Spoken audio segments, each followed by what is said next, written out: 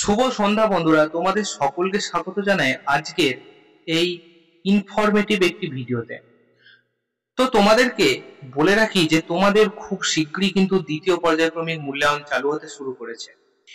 আজকে আমরা যে বিষয়টি নিয়ে আলোচনা করব সেটি হলো তৃতীয় শ্রেণীর দ্বিতীয় পর্যায়ক্রমিক মূল্যায়ন, অর্থাৎ পরিবেশ বিষয়টি। তো এই পরিবেশ বিষয়টি অত্যন্ত গুরুত্বপূর্ণ একটি বিষয়। এই বিষয় থেকে কিন্তু প্রচুর ভালো করে নাম্বার পাওয়া যায়। তোমাদের একটা কথা বলি, আজকের এই যে বিষয়টি, এখানে কিন্তু আমরা 100% বেশ কিছু কমন যোগ্য প্রশ্নোত্তর নিয়ে আলোচনা করব। এই প্রশ্নগুলো কিন্তু খুবই গুরুত্বপূর্ণ এবং 100% কমন যোগ্য একটি প্রশ্ন। এই প্রশ্নগুলো আমরা মূলত বিগত বছরের পর্ষদ থেকে আসা প্রশ্নপত্র থেকেই সংগ্রহ করে তৈরি করেছি। তো তাই বলবো, যদি ভিডিওটি ভালো লাগে তো ভিডিওটি শেষ পর্যন্ত দেখার অনুরোধ রইল। অবশ্যই ভিডিও থেকে কিছু যদি উপকৃত হও, চ্যানেলটিকে সাবস্ক্রাইব করো, বেশি বেশি করে লাইক করো, বন্ধুর মাঝে শেয়ার করো। তুমি দেখছো এবং তোমার বন্ধুকেও দেখার সুযোগ করে দাও। তাহলে শুরু করা যাক আজকের আমাদের মূল ভিডিওটি।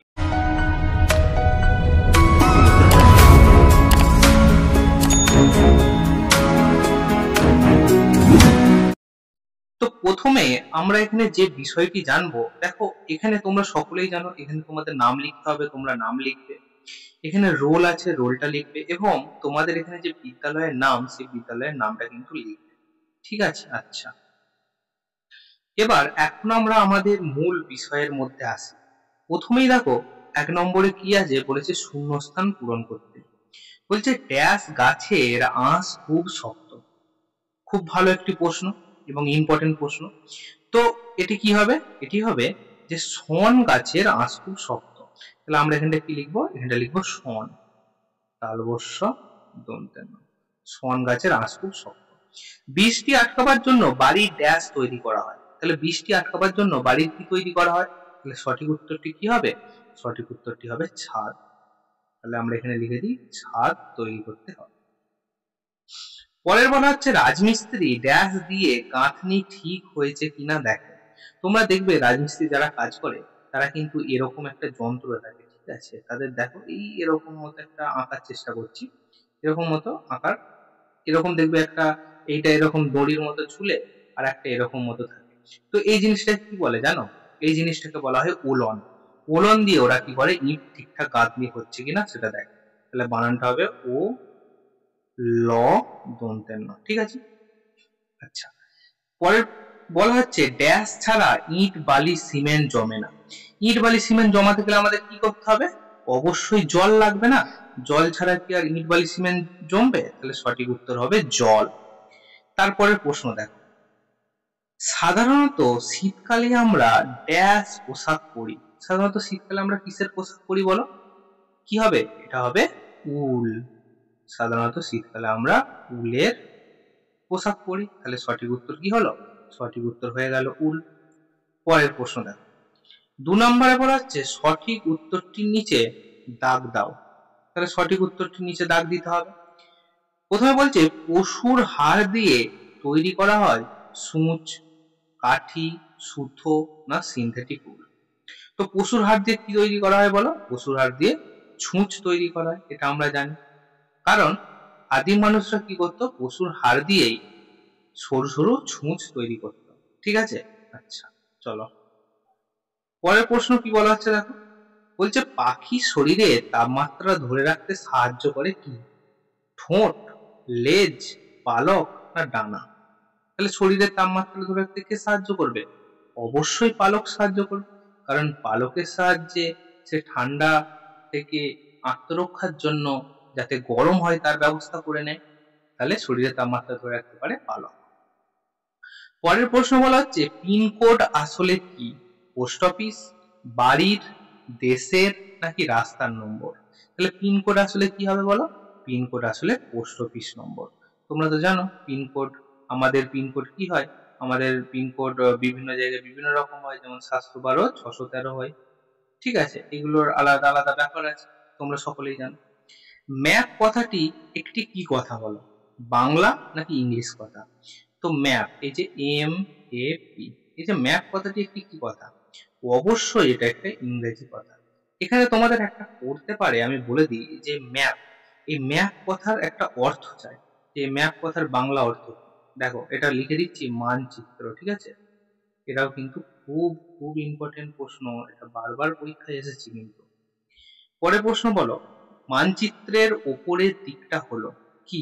পূর্ব দিক, উত্তর দিক, দক্ষিণ দিক, নাকি পশ্চিম দিক? কি হবে বলো? তোমাদের একটা জিনিস শিখিয়ে দিই, দেখো মানচিত্রে যখন হবে তখন এরকম ব্যাপারটা মনে রাখবে, মনে রাখবে সবসময় ওপরের দিকটা কি হয়? ওপরের দিকটা হয় উত্তর দিক। তার ঠিক নিচের দিকটা কি হবে? নিচের দিকটা হবে দক্ষিণ। তোমার হাতের ডান দিকটা কি হবে? পূর্ব দিক, যেদিকে সূর্য ওঠে। আর বাঁ দিকটা কি হবে? বাঁ দিকটা হবে পশ্চিম দিক, তাই না? পশ্চিম দিক, যেদিকে সূর্য অস্ত যায়। তাহলে মানচিত্রের ঠিক উপরের দিকটা আমরা কি পেলাম বলো? উপরের দিকটা পেলাম উত্তর দিক। তাহলে আমরা এখানে উত্তর দিকে টিক মারবো বা নিচে দাগ দেবো। ঠিক আছে, বুঝতে পারা গেছে তো? চলো, 3 নম্বরে বলা হচ্ছে বেমানান শব্দটি খুঁজে বের করো। তাহলে বেমানান যে শব্দ সেটা আমাকে খুঁজতে হবে। প্রথমটা দেখো বলছে মৌমাছি, উই, পিঁপড়ে, চিংড়ি। তাহলে এদের মধ্যে কোনটা বেমানান হবে বল? মৌমাছি একটা পোকা, উই একটা পোকা, পিঁপড়েও একটা পোকা। এরা কিন্তু সবকটা স্থলে থাকে, এরা কিন্তু প্রত্যেকেই স্থলে বাস করে। কিন্তু চিংড়িও একটা পোকা, কিন্তু এ কিন্তু জলে বাস করে। তাহলে বেমানান কে? বেমানান হলো চিংড়ি। পরেরটা দেখো বলছে সোয়েটার, শাড়ি, ধুতি, মাদুর। প্রত্যেকটাই দেখো, এই যে সোয়েটার আমরা মানে পরিধান করি বা পরি, শাড়ি মায়েরা পরে, ধুতি দাদুরা পরে। তাহলে এই যে মাদুরে কি আমরা মাদুর কি পরা হয়? পরা হয় না। মাদুর হচ্ছে আমরা পেটে পেতে বসি। তো এই মাদুর হলো এখানে একটা বেমানান ব্যাপার। পরেরটা দেখি, রান্নাঘর, বারান্দা, শোবার ঘর, বড় রাস্তা। তাহলে এদের মধ্যে কোনটা বেমানান হবে? রান্নাঘর, বারান্দা, শোবার ঘর, বড় রাস্তা, এই তিনটেই দেখো আমাদের বাড়ির সাথে যুক্ত। এগুলো কিন্তু সবই যুক্ত। কিন্তু এই যে বড় রাস্তা, এ কিন্তু আমাদের বাড়ির সাথে যুক্ত না, তাই না? বড় রাস্তা তো রাস্তায় থাকে। তো বড় রাস্তাটা হলো এখানে বেমানান একটি শব্দ। পরেরটাই দেখো বলছে, কি কি বলছে দেখো, উত্তর দিক, দক্ষিণ দিক, বাতাস আর পশ্চিম। তাহলে এদের মধ্যে কোনটা বেমানান হবে? একটু আগে আমরা দেখলাম ম্যাপেতে, এগুলো কিন্তু প্রত্যেকটা এক একটা দিক, উত্তর দিক, দক্ষিণ দিক, পশ্চিম দিক। কিন্তু বাতাস কিন্তু কোনো দিকের মধ্যে পড়ে না। তাহলে এখানে কোনটা বেমানান হবে গো? এখানটা হবে বাতাস। ঠিক আছে, চলো পরের প্রশ্ন দেখি। পরেরটাই দেখা বলা হচ্ছে যে বাম দিক ও ডান দিক মেলাও। তাহলে বাম দিক ও ডান দিক আমাকে মেলাতে হবে। তো মেলাই, দেখো কি বলছে বাম দিক ও ডান দিক মেলাতে। প্রথমে ডান দিকে দেখে নেবো যে কি কি আছে। ঠিক আছে, ডান দিকে দেখো ঘোড়ার গাড়ি আছে, ছাত্রছাত্রী আছে, নতুন জীবিকা আছে, আবোল তাবোল আছে, কুমোর আছে, কর্ণিক আছে। আর বাঁদিকে কি কি আছে? বাঁদিকে আছে মাটির পাত্র তৈরি করে, কচুয়ান, ইট গাঁথতে কাজে লাগে, তারপরে আছে ক্যাটারিং, তারপরে আছে ইউনিফর্ম, এবং শেষে সুকুমার রায়। তাহলে এখন যদি আমাকে বলা হয় যে আমাকে মেলাতে, তাহলে আমরা কিভাবে মেলাবো বল? দেখো আমরা মিলাই, এটাকে এদিকে অ্যাডজাস্ট করে নিই। আচ্ছা, প্রথমে আছে দেখো ঘোড়ার গাড়ি। তাহলে ঘোড়ার গাড়ির সাথে কার সম্পর্ক হয়? ঘোড়ার গাড়ির সাথে অবশ্যই কচুয়ানের সম্পর্ক হয়। ঠিক আছে, পরে ছাত্রছাত্রী, ছাত্রছাত্রীর সাথে কিসের সম্পর্ক হয় বলো? ছাত্রছাত্রীর সাথে অবশ্যই কিন্তু ইউনিফর্মের একটা সম্পর্ক আছে। নতুন জীবিকা, তাহলে নতুন জীবিকার সাথে কি হবে? নতুন জীবিকার সাথে কি হবে? ক্যাটারিং, ক্যাটারিং একটা নতুন জীবিকা আজকালকার দিনে। আবোল তাবোল, আবোল তাবোলের সাথে কার সম্পর্ক? আবোল তাবোল যিনি লিখেছেন তিনি হলেন সুকুমার রায়, আমাদের বিখ্যাত কবি।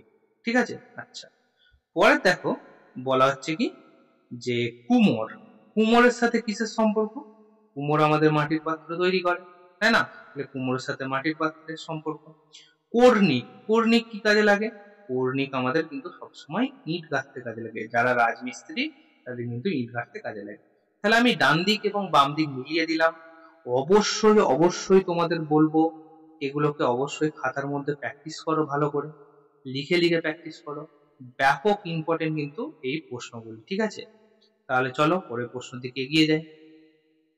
5 নম্বরে যেটা বলা হচ্ছে দেখো, সঠিক উত্তরটি লিখতে বলা হচ্ছে।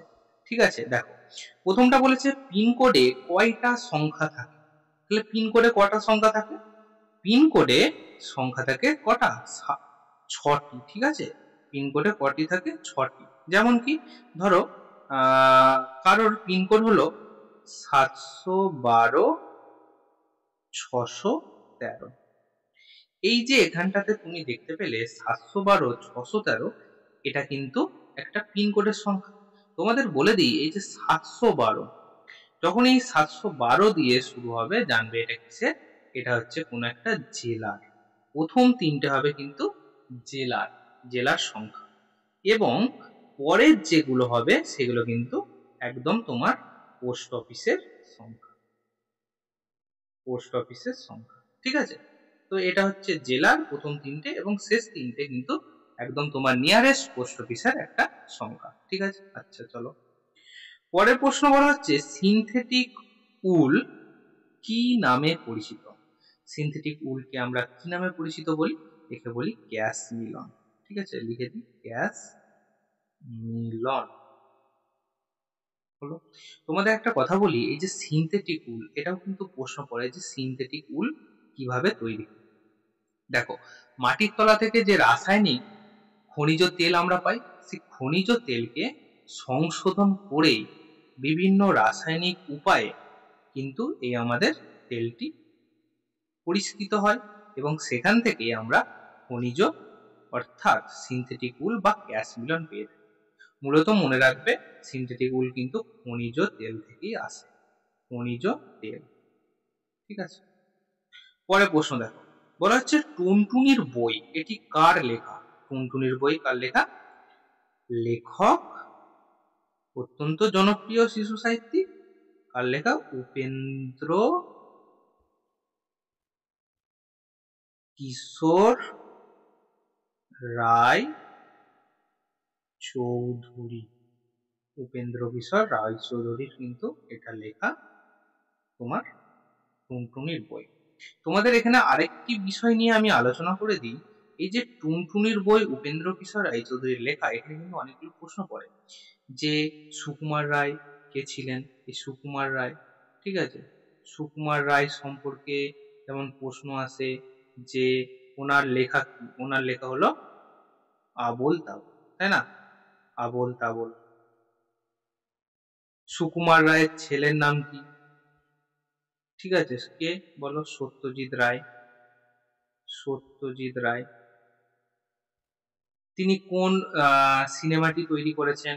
গুপি গাইন বাঘা বাইন। এটা বারবার পড়ে, গুপি গাইন বাঘা বাইন, এটা প্রচুরবার পরীক্ষায় আসে। তো এইগুলো কিন্তু অবশ্যই তোমাদের স্টার মার্কস দিয়ে কিন্তু ভালো করে পড়তে হবে, ব্যাপকভাবে পরীক্ষায় কিন্তু পড়ে এগুলো। ঠিক আছে, আচ্ছা চলো পরে প্রশ্ন দেখি। লাস্ট প্রশ্ন, আমরা লাস্ট একদম শেষে চলে এসেছি। কি বলছে দেখো, বলছে বাড়িতে জানালা ও ছাদ দরকার হয় কেন। তাহলে বাড়িতে আমরা জানালা ব্যবহার করি কেন বল? কেন জানালা ব্যবহার করি? কারণ হাওয়া বাতাস, হাওয়া বাতাস আলো যাতে প্রবেশ করতে পারে বলে, তাই না? প্রবেশ করার জন্য। হলো, পরেরটা কি বলছে ছাদ। ছাদকে আমরা কেন ব্যবহার করি? ছাদকে বৃষ্টির হাত থেকে বাঁচতে, বৃষ্টির হাত থেকে বাঁচতে গেলে। আর কি? অতিরিক্ত রোদের হাত থেকে বাঁচতে গেলে, রোদ, জল, হ্যাঁ, ছাওয়ার প্রয়োজন হয়, অতিরিক্ত রোদের ছাওয়া, তো ইত্যাদির কারণে কিন্তু আমাদের ছাদের প্রয়োজন হয়। ঠিক আছে, আচ্ছা। তো আজকে আমরা দ্বিতীয় পর্যায়ক্রমিক মূল্যায়ন অর্থাৎ তৃতীয় শ্রেণীর পরিবেশ থেকে বেশ কিছু 100% কমনযোগ্য প্রশ্নোত্তর নিয়ে আলোচনা করলাম। অবশ্যই যদি তোমাদের ভিডিওটি ভালো লাগে তো বেশি বেশি করে লাইক করো, শেয়ার করো, সাবস্ক্রাইব করো চ্যানেলটিকে, এবং কমেন্ট করে জানাও যে তোমাদের কেমন লেগেছে ভিডিওটি।